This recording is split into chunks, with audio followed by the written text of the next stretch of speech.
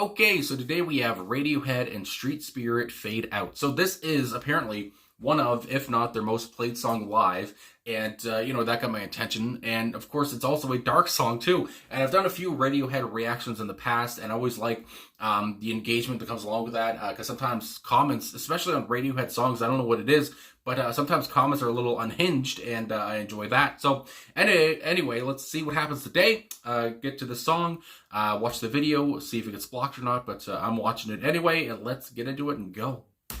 I'm ready to think.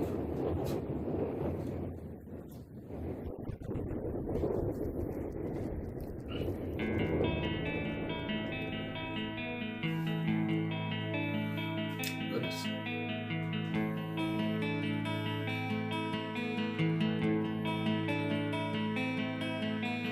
Rows of houses all bearing down on me. I can feel the hands touching me.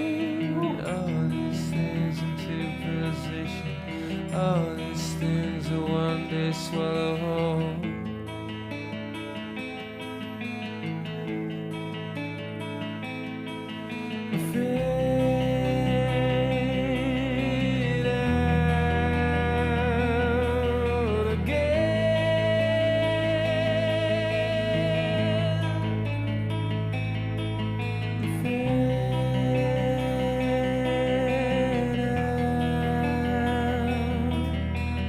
This machine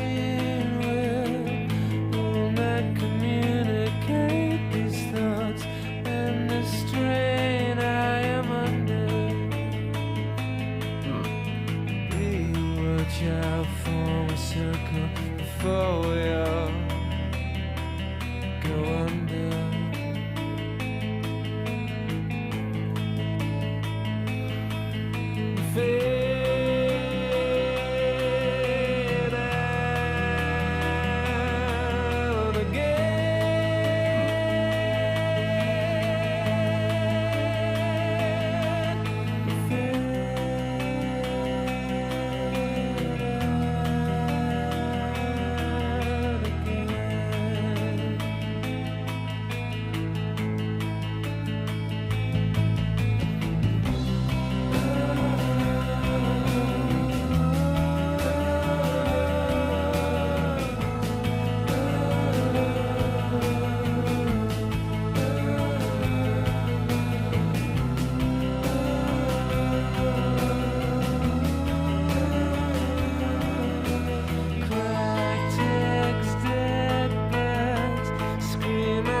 Fight for life. I can feel death, can see its beady eyes. All these things into position.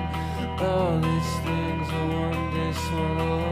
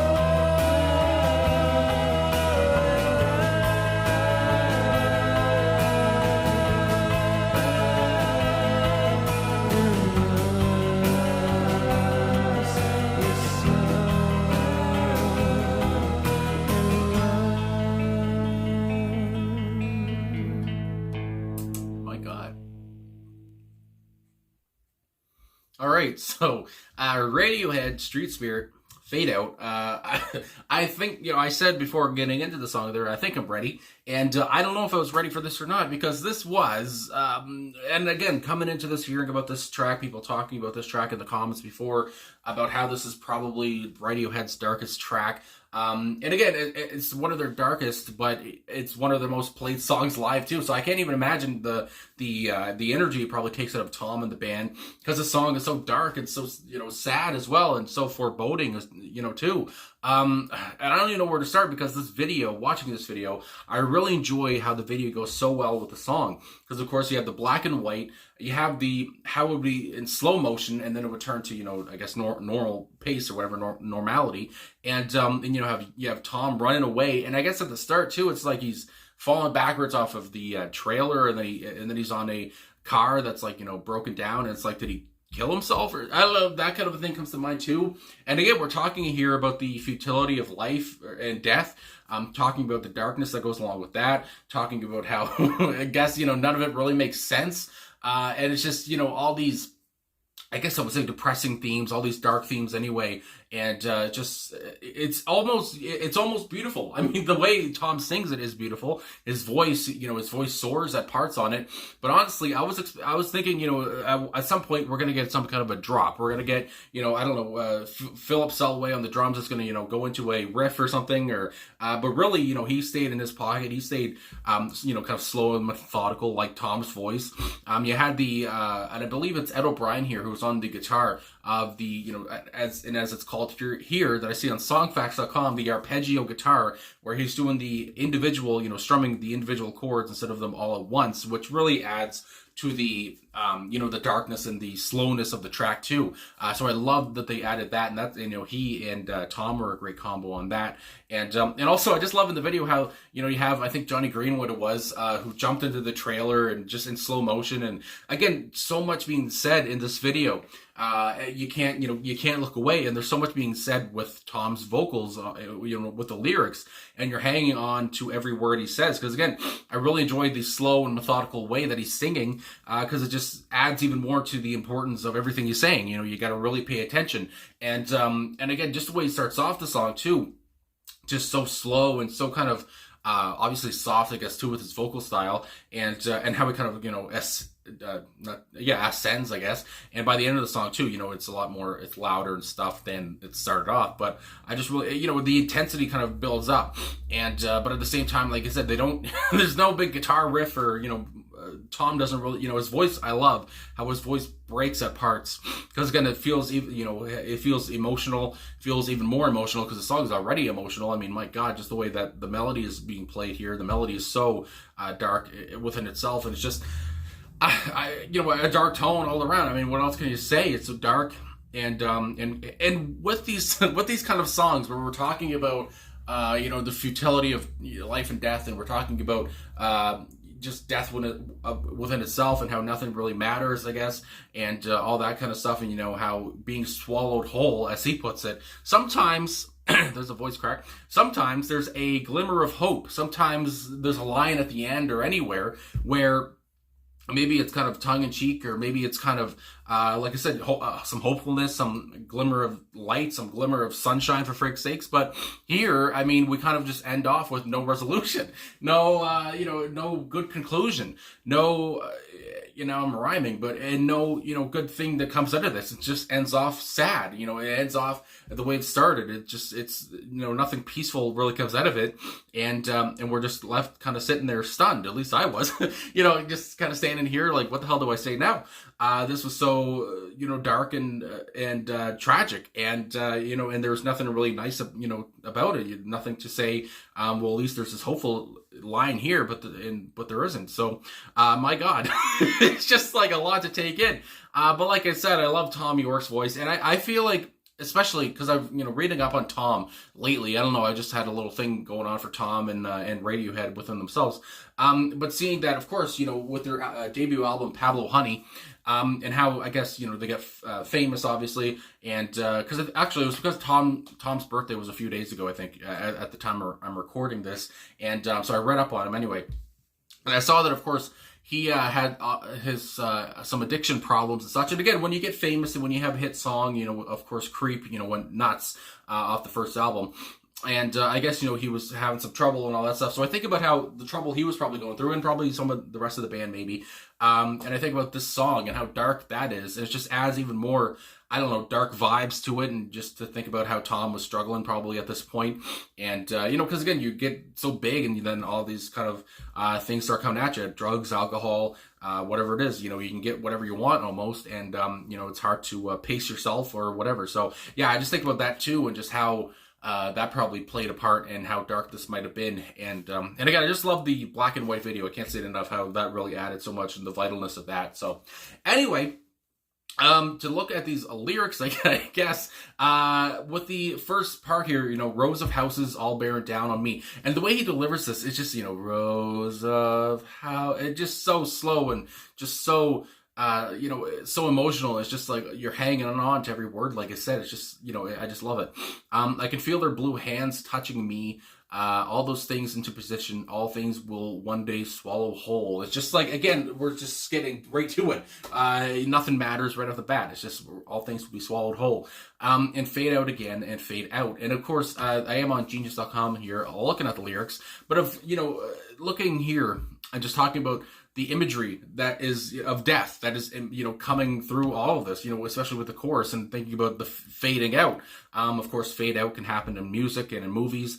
And talking about, just fading out into nothingness. And again, it's, I don't know, it's like, would this make you, as somebody who is, who has depression, I guess I'll say, I'm thinking, would this, give me depression? It's almost like just coming to grips with what you're feeling, I guess. It's almost, it makes you think about how, nothing is meaningful, I guess. I don't know, but at the same time, it's not, Radiohead's fault. It's just, kind of giving you that feeling, but not a feeling really for me of just, complete sadness about death. Because, death is something that many people struggle to think about, but it's going to happen to everyone. So I don't know. It's just like, it's so depressing, but at the same time, it's almost kind of like, beautiful, like I say, the way he does it. But I guess it could make you depressed, obviously, or sad, just with thinking about death and how that's all where we're headed. But anyway, so much going through my head. This machine will not communicate these thoughts in the strain I am under. Again, we talked about the strain I am under. I just think about how, like I said earlier, with how the band got so big, with their first album, and now they're going on, and you can just think about the strain the band is under and Tom is under to, write more hits and stuff like that. So that's what comes to my head anyway, for just, Tom with him, by himself. Be a world child, form a circle before we all go under. So now I'm thinking about, people holding hands, forming a circle, and before the world goes under. Again, just try to do something kind of, sweet or whatever before we all go under and have no chance. And then, and we all fade out again and fade out again. And then, of course, the bridge with those na-na-nas are just beautiful. And then the third verse here, the last verse, cracked eggs, dead birds scream as they fight for life. So it's just terrible imagery, and terrible by just, tragic imagery. Birds screaming for life. It's just like, holy shit. And, we'll be one of those birds. I can feel death. I can see its beady eyes. All these things into position, all these things will one day swallow whole. It's just like, Jesus Christ, man. The way Tom wrote this, it's just, and we'll get to a quote that Tom has as well, but the way this is written, it's just so, I keep saying sad, but it's just so black, it's blackness, it's just darkness everywhere. Then we have the outro here with the na-na-nas, and then the immerse your soul in love. Immerse your soul in love. Now, I talked about earlier with how there seems to be no really glimmer of hope here. But it does, maybe that line there, immerse yourself in love, is a little bit of a comfort line. Because I think about how, any day could be your last. You got to realize that. And, death comes in many different ways and fashions. You never know when you're going to pass away. So just, love something or love somebody, or just immerse yourself in love, instead of being, mean or rude or whatever the hell. Because again, you never know what's going to happen, and just, tell somebody you love them or stuff like that. Because yeah, so there is that. But at the same time, the song's so futile and it's so dark and stuff. It just, it's hard to see any kind of positive. But maybe, that line is a little positive to end the song off on. So anyway, I wanted to talk about a Tom York quote here.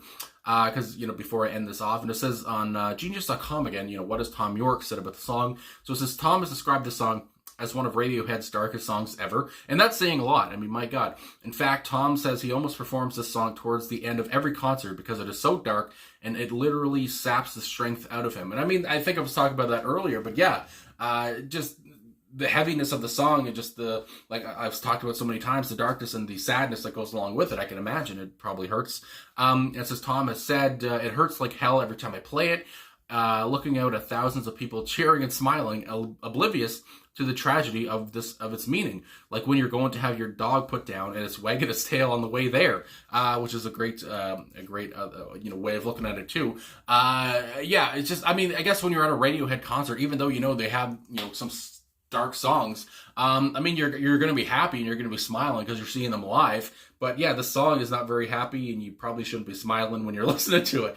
It also says Tom has also labeled Street Spirit as the purest song he's ever written, saying that I didn't even write it, it wrote itself. So again, those songs come along every once in a while for, musicians, and that seems to be what happened here. And yeah, pure and just pure heaviness, pure sadness, and pure futility about life and death and everything that goes along with that. And this was just so much to take in. This is just so raw and so just crazy. I don't know, just crazy dark. And yeah, I don't even know what to say, now, but oh my goodness, what a song. My God, what a dark track. What a look on life, and what a video that went along with it. Everything was just so intriguing and interesting, and I really I enjoyed it for again, how, it makes you feel, and how, it makes you kind of think about, death and stuff like that. So anyway, I guess that's all I gotta say.